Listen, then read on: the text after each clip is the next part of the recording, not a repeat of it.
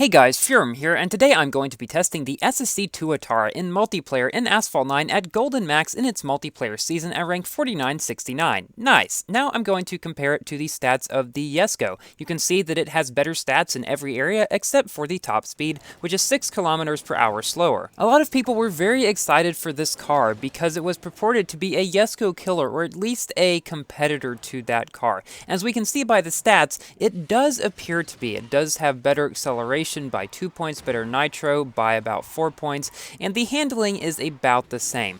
But while the cars have quite similar stats, they drive in somewhat different ways. Since the Tuatara has better nitro efficiency and acceleration, you would think probably right away that it will likely be a better multiplayer car than the JESKO, because that ever so slightly lower top speed is not really going to mean much when neither car is going to be able to get there at hardly any point anyway. But there is more to this car than you might think than just that. It does not drift as tightly as the JESKO, and it is not as floaty as the JESKO. Now you could take that last bit as being a positive or a negative, because while the JESKO is pretty floaty, that does allow it to keep a better speed when drifting. It allows you to do the floaty drift a bit better.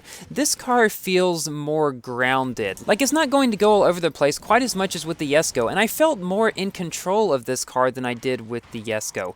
But it's not going to do as well around the turn most likely. We'll have to wait for some more tests to be done to figure out which car truly is better, but my prediction is that the JESKO will stay being slightly better in a lot of events, and perhaps still remain the king of the game overall. However, I would definitely imagine that the Tuatara is going to become the new multiplayer king. Now that being said, I don't think many people are going to get it. I think most people are just going to continue using the JESKO because a lot more people got it in its Grand Prix recently than got it in its Drive Syndicate event a while back. And I mean, the reason you can see now that the reason Gameloft brought that event back was so people would spend all their tokens on that, and so they wouldn't have it for this car.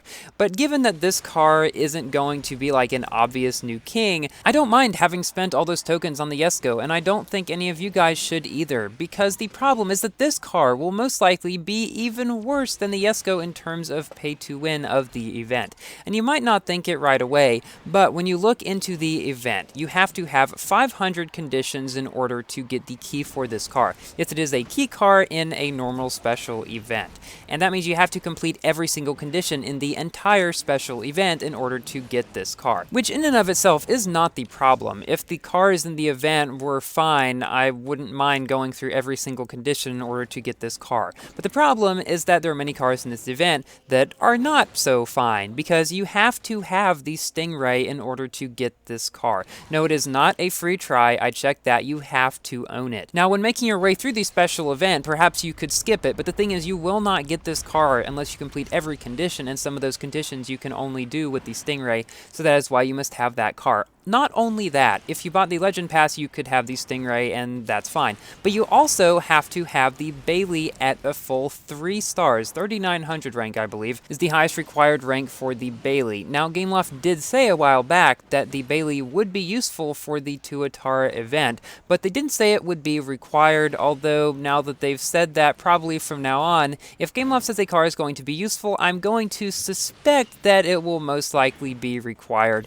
to save myself a little bit of troubles. But the thing is, I would not have even been able to 3-star my Bailey if for some reason I had bought the Legend Pass, which I'm not going to, so this car is completely out of the question for me.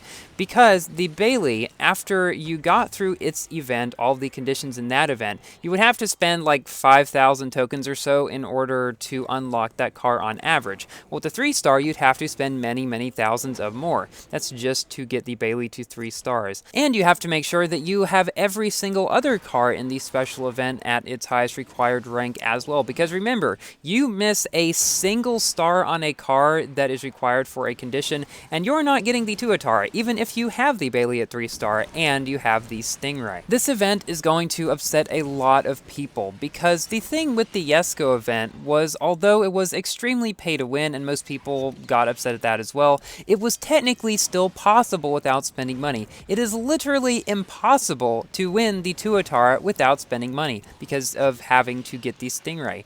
And this sets a bad precedent for the future, and let me explain why. So after the first Legend Pass car came out, we were thinking, okay, well maybe there will be one car every update that you have to get the Legend Pass for.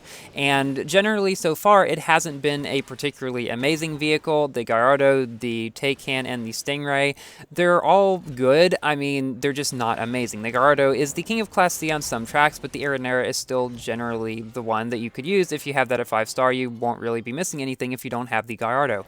But now we know that sometimes Gameloft may make special events that require you to have one of those cars in them. So I wouldn't be surprised if in updates from now on, they sometimes have a car that you can only get through the Legend Pass, and then another car that you can only get if you have that car from the Legend Pass. Now, I do not think they will do that too often. I think the only reason they did it here was that this car was a king of the game, or one of them at least, but that does not make it any better. And since we know that the Tuatara isn't going to be overall superior to the JESKO, at least not by a wide margin, by giving out the JESKO again before they brought this around, they're probably discouraging people from going for this car more than anything else. Because if people got the JESKO, they're not really going to have much of a reason to even go for this car. Whereas if they hadn't brought the JESKO back, I can imagine there might have been some people who would be more likely to go for this one here. Now, I think the reason that they did that was because they expect the Tuatara to be the overall king of the game, even better than the JESKO. We'll see how that shapes up to be. Like I said, I think the Tuatara will end up being a better multiplayer car, but in events, I know that some people really like the floatiness of the JESKO and how that allows it to maintain such great speed through some sections, where I can imagine this car might fall a little bit behind in that regard. This car feels a lot more for the normal driver, you know? It feels like that car that at max almost anyone could hop in and do very well with. The JESKO isn't like that. The JESKO is, I believe, a car that requires more skill to drive than this one, because this car is actually very well balanced overall. It isn't particularly lacking in any aspect. The acceleration and the nitro efficiency are more than adequate for a car of this speed, and that's why I think that this car will definitely be a killer in multiplayer if people do manage to get it, which I do not think they will. We'll have to see how it turns out, how many people actually go for it. I do not think I will be making a video specifically for the event because it is not any new kind of event, and yeah, I did wreck there, but it didn't actually cause a problem because I still came in second to a Feek. There was no way I was going to beat him anyway. But yeah, the only times where I really make videos about a specific event is when it is a new kind. Like I did one for the JESKO Drive Syndicate, it was the first one.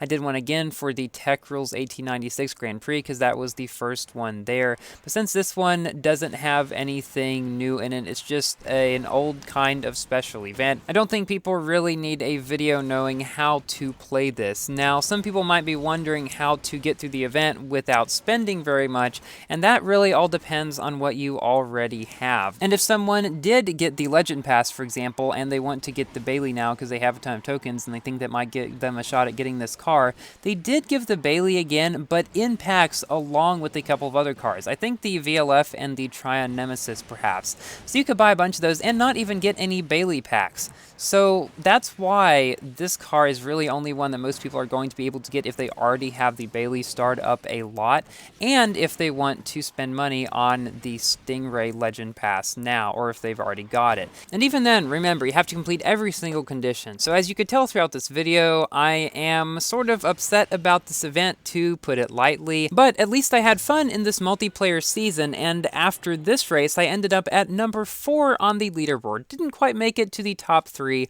but 4 is good enough. I will take it. Now for our final race in the video, in which I will give my general review about this car. I know I've hit on the event a lot in this video, but the car itself, I actually really like overall. It has some stability and physics issues, although I haven't had quite as many of them as with the JESKO. Although one time on San Francisco, I landed from a jump and my car just kind of randomly flipped on its top, costing me that race, but yeah, let's not talk about that. Overall, this car is very fun to drive. 5, it doesn't really have any particular terrible stat. Its acceleration, nitro efficiency, and handling are all very good. While its drifting is not as tight as the JESKO'S, I think most people would rather have a bit better acceleration and nitro efficiency than super tight drifting, especially for multiplayer. And the top speed of this car is only a few miles per hour than the JESKO, around 320, so it is definitely not a car to be messed with if you're able to get it to its top speed. I had a lot of fun in this multiplayer season, and I am going to be going through the event just to see how far I can get to get the rewards. I mean, even if you know you're not going to win a car in an event,